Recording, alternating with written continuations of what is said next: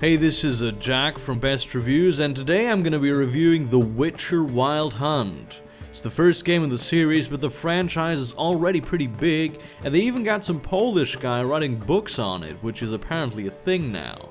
Personally, I read the Call of Duty books when they came out, but I thought they were a little overboard with all the characters, and it was really inferior to classics like The Little Prince and How to Kill a Mockingbird.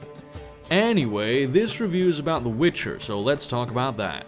The Witcher Wild Hunter is an RPG, and you play this guy here, Geraldo of Riviera, who is the Witcher. He also doesn't really look like he's Mexican, to be honest. Story. I read on Steam that he's a monster hunter, so I guess that's why it's called the Wild Hunt, because it's super wild and stuff. He's also after animals now, like this super chicken. I don't know what that is, honestly, but it looks like the one that escaped from the McDonald's factory farm we have a couple miles out of town. So the game is pretty much following the guy around on his day job, which can be exciting. I mean, Farming Simulator is the best-selling game of all time, so I guess Monster Hunter Simulator is a great idea. Maybe they'll make like a tycoon game one day, where you just send out your guys to kill things without having to do it yourself. There isn't much in the way of story, but it's still not boring, and you do get to see boobies, so I'd say it's a solid 10 out of 10. Graphics. The graphics are kinda weird because they sometimes change in quality. Like here we have gameplay footage from one fight, but here's another sequence of fighting and you can see how the graphics are a little different. I guess the parts with worse graphics were made earlier in development, when better graphics technology just wasn't available.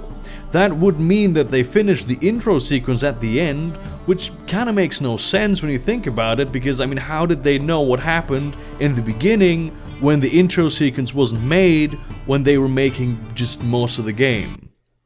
Can anyone explain that to me? They also have an interlude with real actors like in Command & Conquer, which is even weirder to be honest. So yeah, the graphics are good, even the older ones. But since they don't have a coherent style, I'm gonna have to go with 5 out of 10. Gameplay.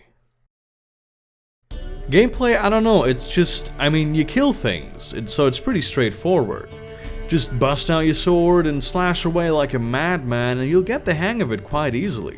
The Witcher does have superhuman speed and is indestructible, so there's no pesky blocking and shit. Just killing all the time like it's supposed to be. There's also some dialogue which you have to always choose with very limited time, and they have like a lot of words they need to read before the timer runs out, so that's pretty bad. I would give gameplay a solid 8, but the timer thing really bugs me, so I'm gonna have to go with 3 out of 10. Support. Witcher has great support and DLC coming out, also a lot of free stuff, which is kinda stupid, because you have to buy the game to get the free stuff, so it's not really free. I tried downloading and installing some free content, but I did have to install the game to make it work. The paid DLC is very good though. They recently added the Hearthstone expansion, where they added an in-universe version of Hearthstone, which is great. And there's another one out called Blood and Wine, which is about Jesus, and comes in a Pokemon-style package deal with a Flesh and Bread expansion. So let's award the final scores. The Witcher Wild Hunter gets 10 for story, 5 for graphics, and 3 for gameplay. Wait, there's also support, which... I don't remember what I put there actually, let's just say 7. I don't know, let's just go with 7. 7 sounds like a good number. I also want to award an additional point for the correct spelling of the word project by the devs. It's not every day you see that, and that's definitely a +1. In conclusion, we get 10 plus 5 plus 3 plus 7 plus 1, which is 26 out of 10. Wait, I'm pretty bad at like math. So I was trying to have like a average type, but that didn't work. That apparently didn't just work. Yeah, just fuck it. I don't know. Let's just roll with 26 out of 10. I don't know. Thank you for watching this best review of The Witcher. My name is Jack from Best Reviews, and I'll see you later.